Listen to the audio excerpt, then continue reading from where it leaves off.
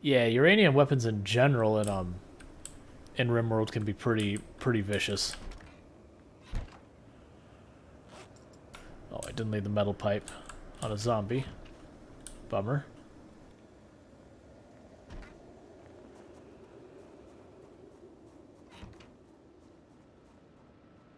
I don't think I had a zombie around this area for a while either.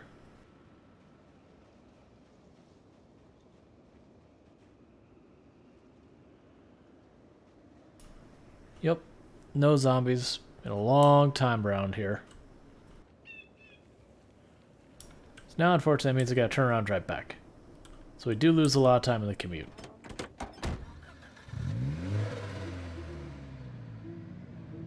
I probably should have pulled the battery from that fire truck because it was super drained. And charged it back at the house while we slept, because I do have a battery charger.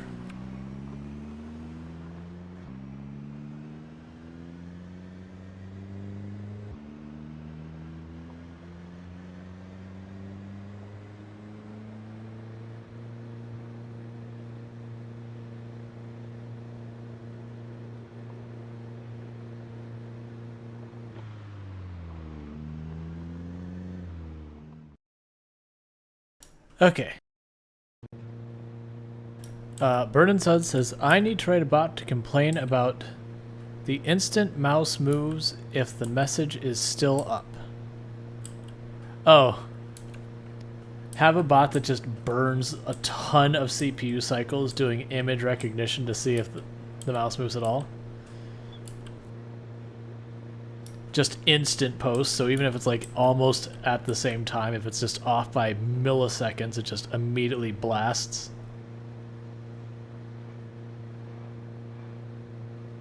See, the challenge is either one, you have to have a bot clever enough that joins the channel and does it, which isn't that hard, honestly. Or B, you have to have a bot that I join onto my channel, and that probably wouldn't happen. Well, it'd be super amusing. Like, I'm super leery about giving, you know, not like if it's like a bot or an application that has access to my chat and all that kind of stuff. I get super cautious about doing that unless it's like a company that does business with a lot of people. Or I know the individual very well who does it. Yep, nah, that's what I was figuring. Is you could just make a very... Like, you could honestly make like just a regular command prompt kind of bot that it just runs in a loop. It doesn't have to be anything super fancy. Well, I mean, other than the fact we're talking about image recognition, which, you know, that gets into, like, machine learning, neural networks, and all that kind of stuff.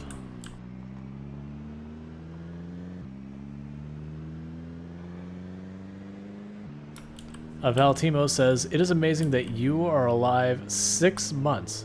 I barely could do 1 month. Not only am I alive at 6 months, but the settings we're currently running are 16 times population with multiple helicopters, no respawns.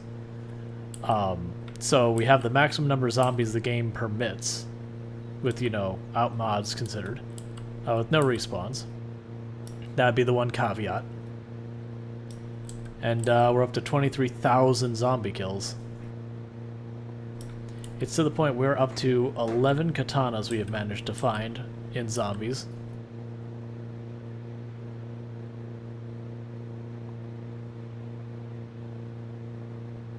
Oh yeah, we don't even need to do image recognition. You're right. All we need to do is identify where on the screen the mouse is, and then just watch that one spot. Once, like, basically the moment I put up the screen, you go, where's the mouse? Which, you know, is easy, because look for the bright white icon, or bright white font, or icon. You should have a few things on the screen that have bright white on it.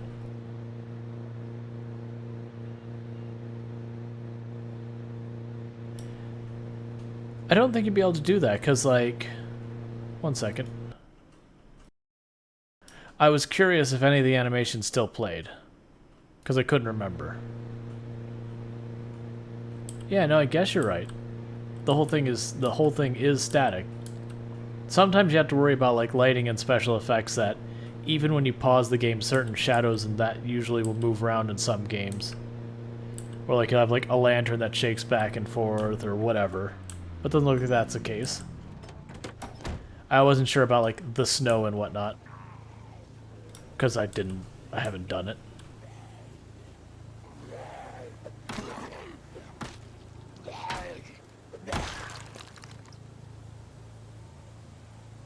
Yeah.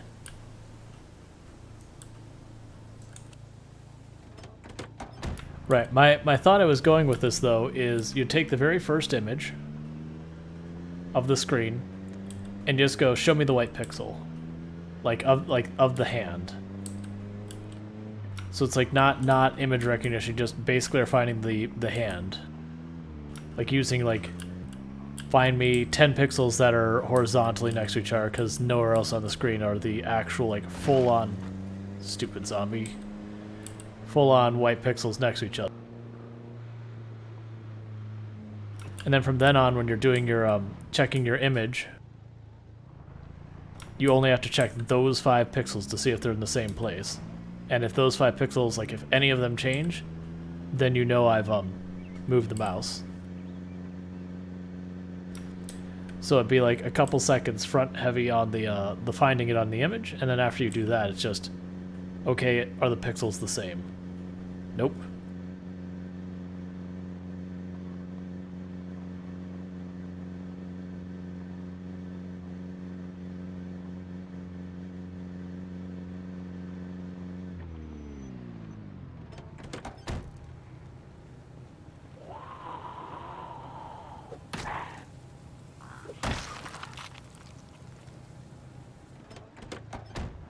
So same strategy we've been employing. We're going to first check to make sure our storage unit is clear.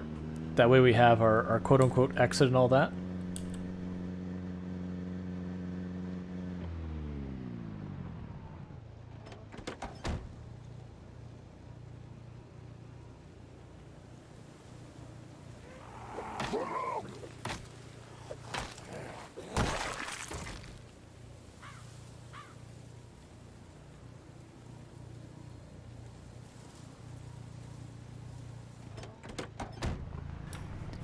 Yeah. No, it wouldn't be bad. Like, performance-wise, it wouldn't be bad. I just mentally am like, okay, what can we do to make this more efficient?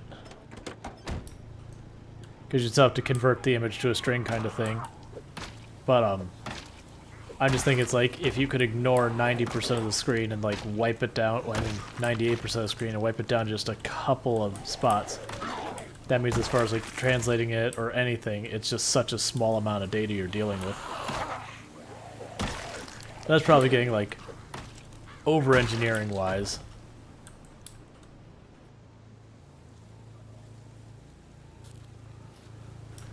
I'm used to dealing with problems I have to worry about scale.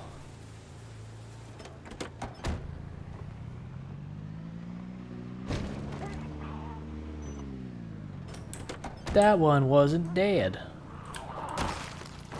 He is now. I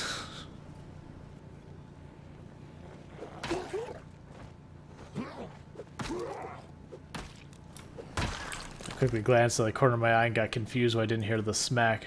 Didn't expect my character to push the zombie. I expected them to hit him with the nightstick. That is one... So, that is one thing I do want them to change. Is when you hit a zombie from what it considers quote-unquote behind, is a lot of times they'll lurch forward. And there's a lot of times where it considers behind is very not behind. And it can get legitimately dangerous at times, where like, you poke the zombie and suddenly they launch sideways to you, and it's like, oh crap. Because, you know, it moves them to a position you don't want them. Where'd the... Okay. Let's see, it's like, I saw you, zombie. You saw me. Like, we had an understanding.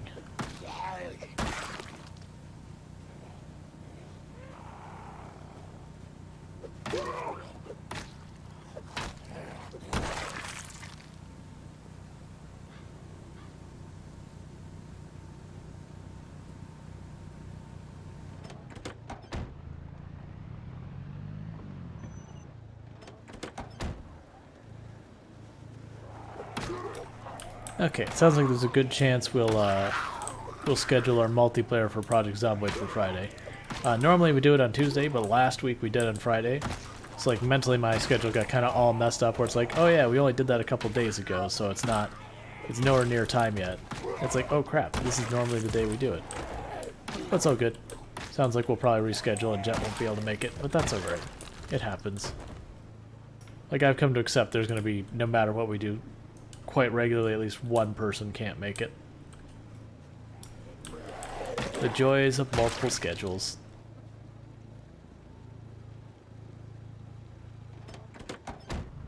Which has nothing negative to any of the people involved. Like, schedules just be like that. Adulting, yo.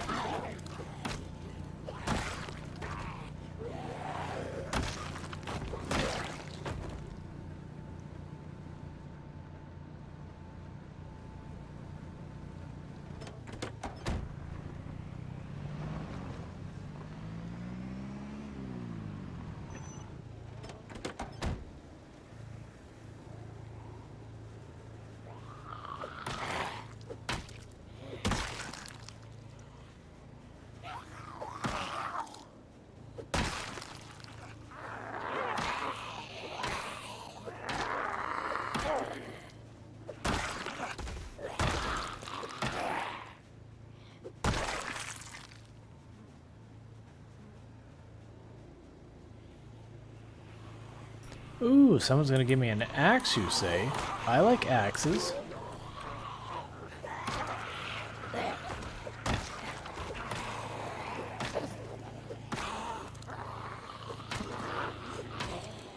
I mean, admittedly, of the weapon types, axe are pretty low on my list, but they are good. They're just very, very stamina hungry.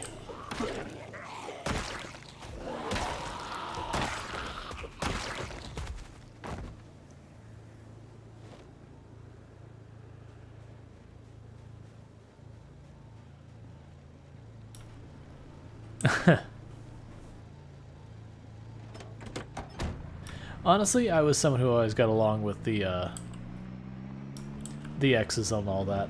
You know, there are exceptions, of course, but for the most part.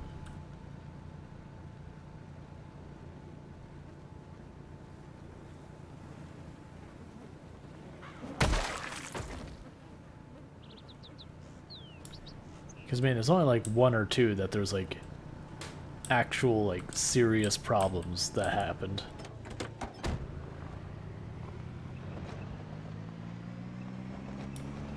Most of ours is fairly amicable.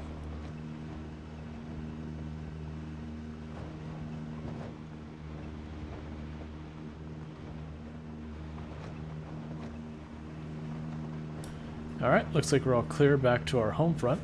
And a lot of these bodies are starting to disappear, which is nice, because that means soon I won't have to drive super slow through it. How are we doing in time? We're doing good, so I think I will do the whole go around the factory circuit and then just go right back to where we were, that we honked our horn, clear out any zombies we see there, and then honk our horn.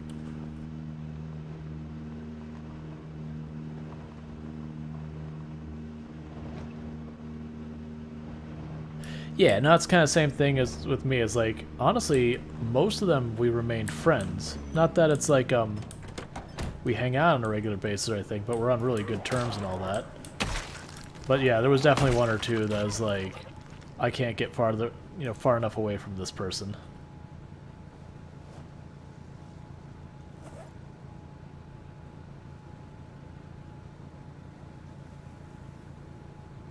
Alright, free water bottle, love to see it.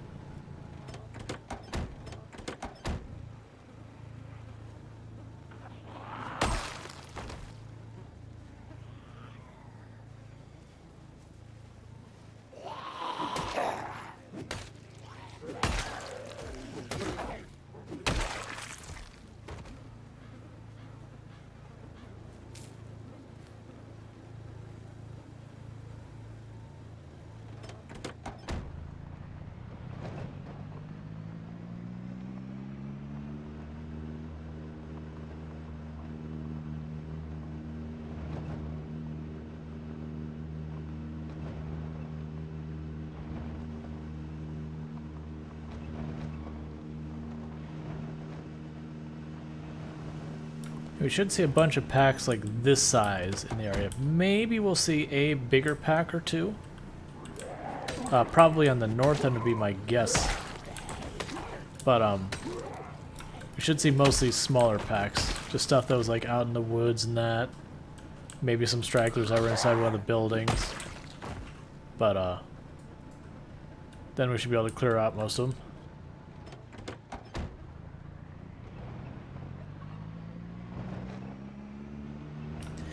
And I'm planning on leaving all the cars here for now, but when we get to the point that the bodies are mostly gone, we might tow some of these off into the grass, that kind of thing.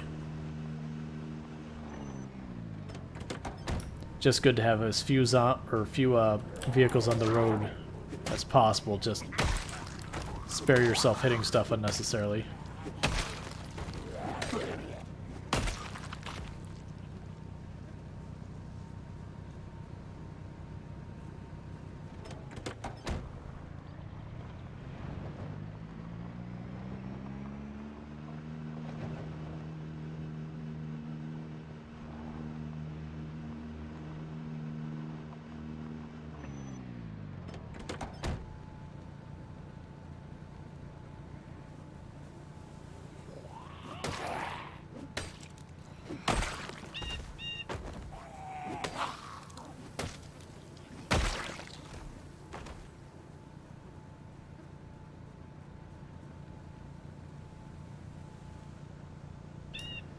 Alright, a couple out here in the trees. Get them to come to me, because I don't want to go skulking about the trees where there's trouble. Got a couple over here too, that's good.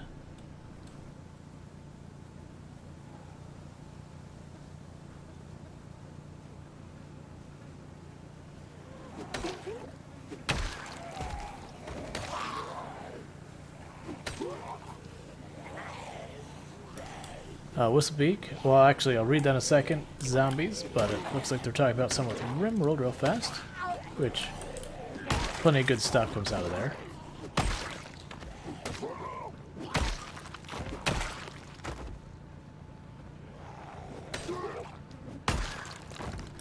If you release a prisoner but they don't make it off the map, you still get the mood buff.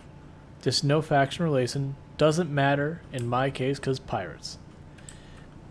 Gotcha. Yeah, no, that makes a certain amount of sense. Like your characters are all like, we did the right thing, we let this person go, and you know, the prisoner gets mauled by a bear or whatever. You're like, hey, we let them go. What they did after that point is on them.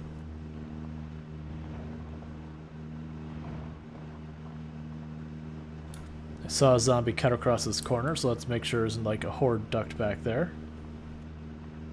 There is. Didn't look like a full one though. Yeah, just a little group. So we're expecting to see the most of.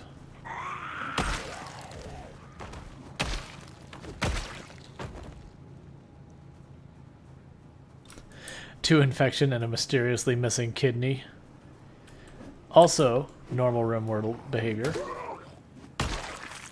Just going, hey, we have need for a kidney. We also have a prisoner who has 2 perfectly good kidneys. So look the other way.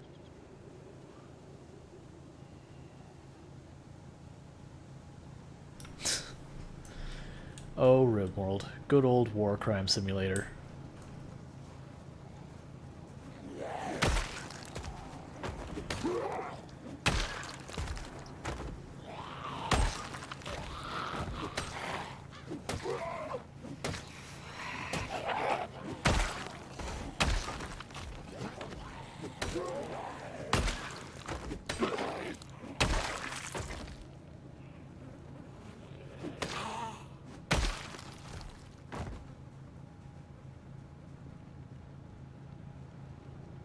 Trying to draw the zombies out of the trees so I don't have to go in there. There you are. I think you're the last one we saw. Oh, you had friends.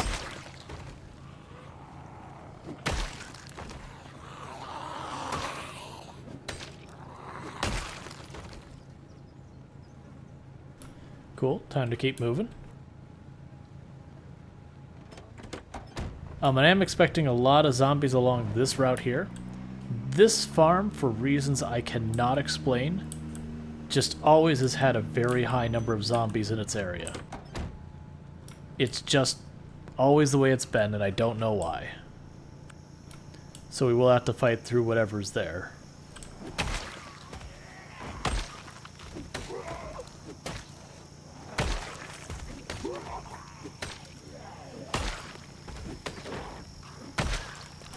Baron says, big family.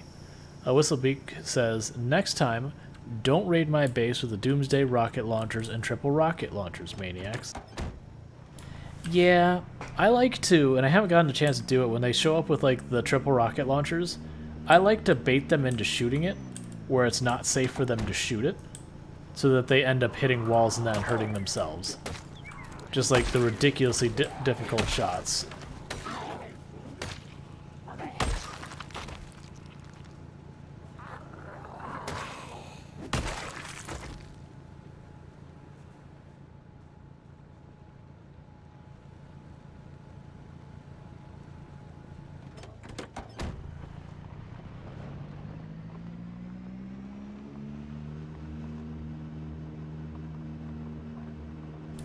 Alright, we've almost gotten around the far side of the factory.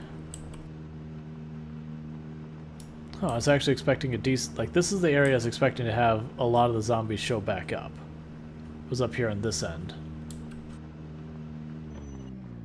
Because Riverside's to the north of us, and that farm has decent zombies, as does Riverside, so... I figured there'd be more, versus to the south we've been clearing, we've been making lots of noise, so I figured we've cleared out most of the zombies that way.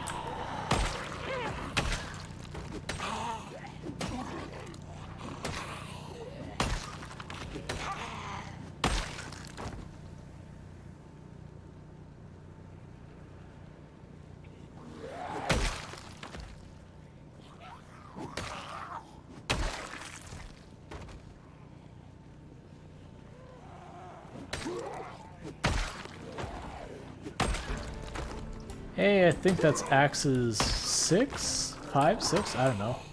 Probably 5. Yeah, Axe's 5, because Axe's is one of the weapons we have lagging behind more than anything else. Cool.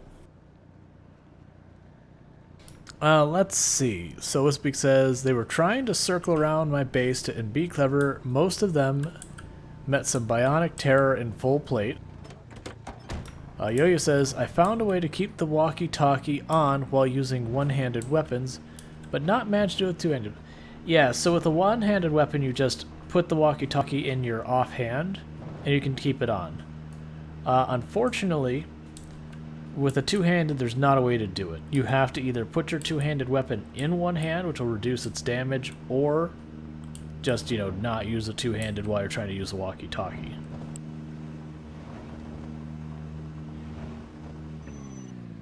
I do wish we had the option of using up one of the, ideally, I would like to use up one of the slots of my, what's the word I'm looking for? Not my holsters, like use one of my holsters. I would like to be able to do that, even if they require me to have, like, a headset, and then maybe I have difficulty hearing stuff around me, like something. I mean, you shouldn't have to. Like, I should be able to, like, put it in a pocket or whatever and hear it. Because, like, most of those walkie-talkies in the real world have belt loops. Belt loops or belt clips or stuff of that nature.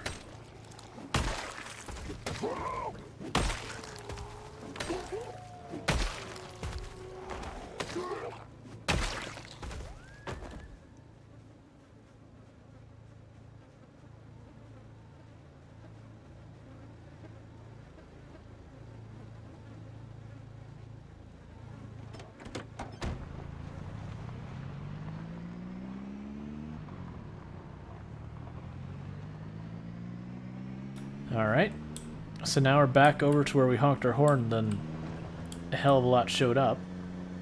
We're going to honk our horn, and probably a hell of a lot's going to show up, and then we're going to go kill it. But first I'm going to kill whatever zombies are nearby that we see. That zombie sauce, it's fine.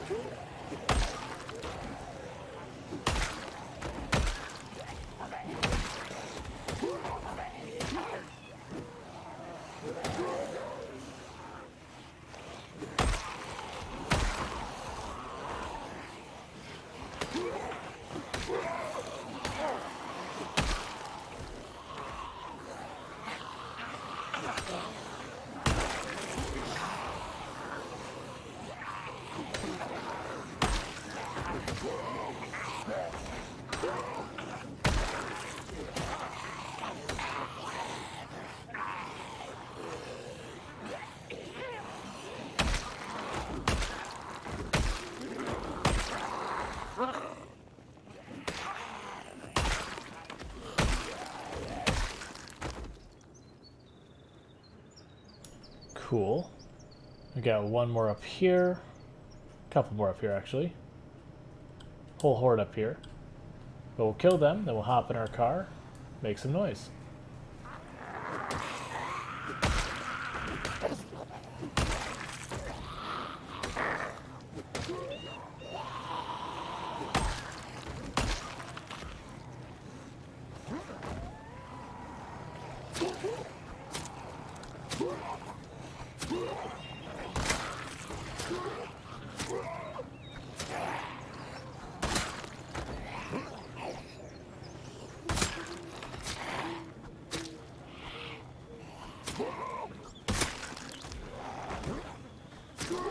Alright, we pushed him again. Why do we push him again? Is there a friend I don't know about? It can be sometimes if you hit fast enough after you kill a zombie that the zombie you killed still kind of like registers as alive for that consideration. I guess that was it.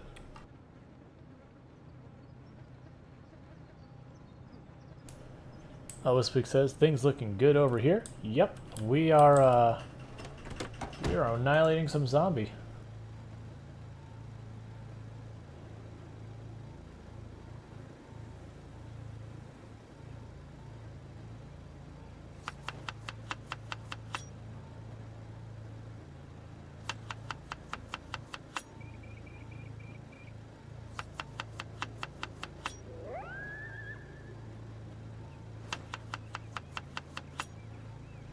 I'm noticing bodies disappearing. Yeah, if you're watching down here, the bodies are starting to disappear. I saw one disappear here and then one there.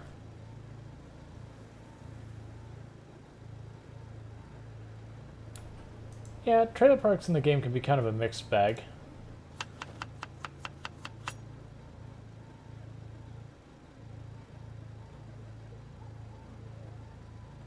Ooh, only 5 hunger for a quarter of that. Alright, that's not great.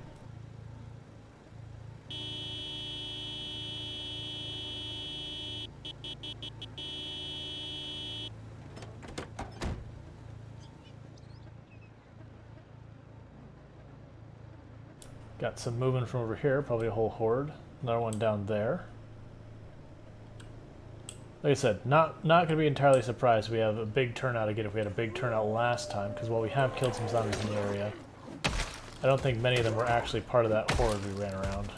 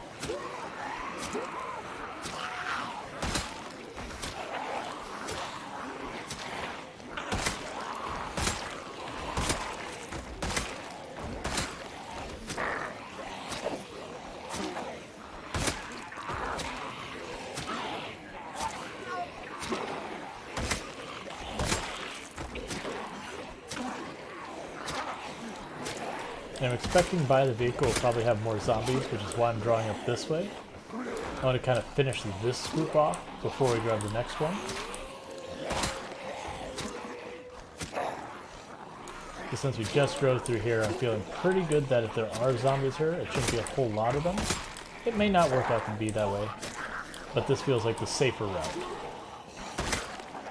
So prioritizing it, then we'll circle back to our car, deal with whatever's hanging out of our car, rinse, repeat.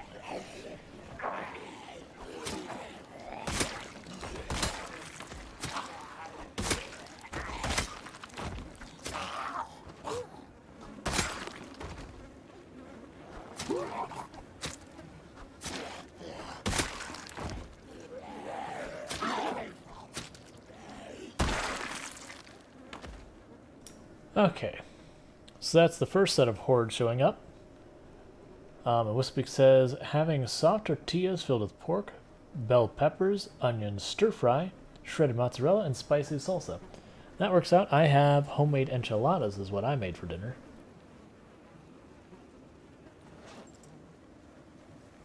Let's get rid of this, and then we still have 1 tick of durability left in that axe, but we don't understand really do much with it.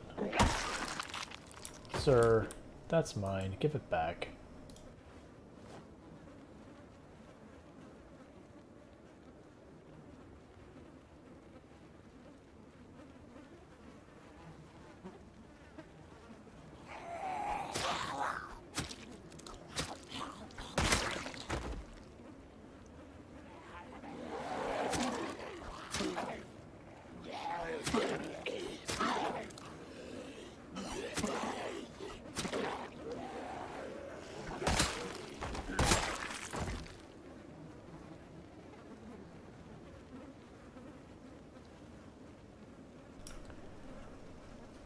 Alright, so the recipe I typically use is I will get about a pound of chicken. I will take the chicken, well, you can choose chicken or ground beef, doesn't really matter, you know, whatever you prefer. So you can take that, brown it up, like shred it up, brown it up, that kind of thing. Then you use whatever your preferred taco seasoning is.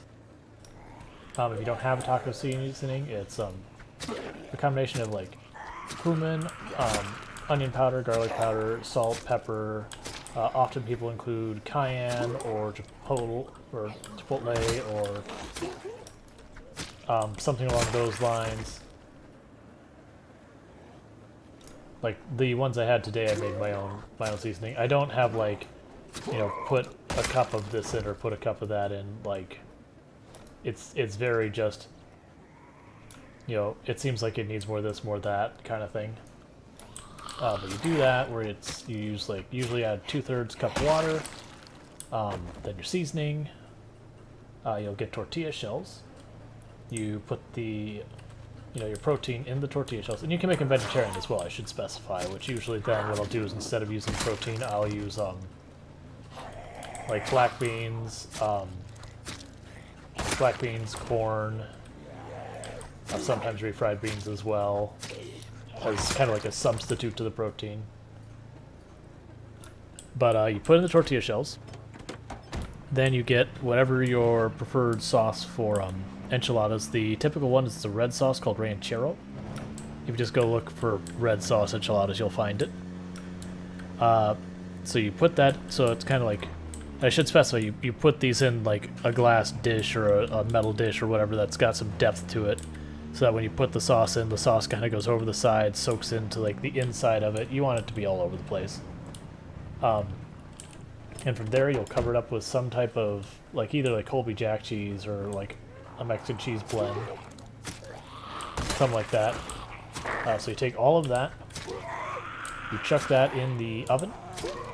If you have just browned the meat and did the seasoning like right then and there and it's still hot, you're just going till the cheese melts. If you like brown the meat at a different point in time and then circle back to cook these later because they're good for that, you'll have to cook it a bit longer till it actually warms the inside. But you'll be able to like actually look up proper recipes for them though. Ooh, chorizo enchiladas sound really good.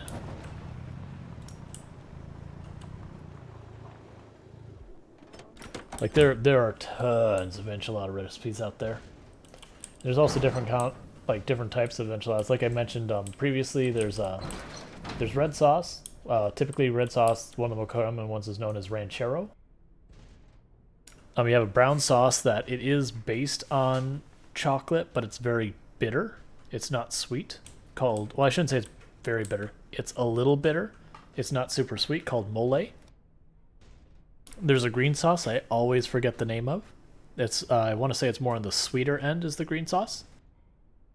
But after you've done with the oven, some people just eat it straight like that. Some people will like dice up tomato and lettuce and put it on top with some salsa and eat it like that. You know, it's those ones. There's a dozen different ways to prepare it. Pretty much all of them good.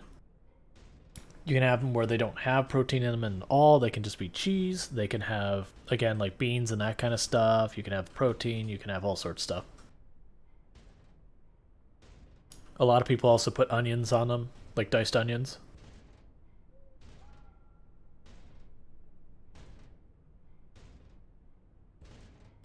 Speaking of which, I'm going to have a bite of my food while we wait for it to be just a little darker.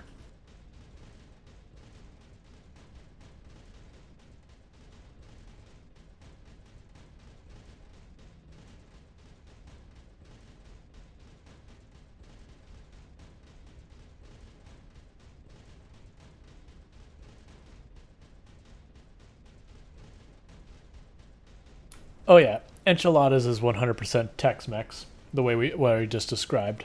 That's not actual, authentic Mexican, even in the most remote way. Anything that has a lot of yellow cheese and purports to be Mexican is Tex-Mex. Actual Mexican food usually has more crumbly cheese.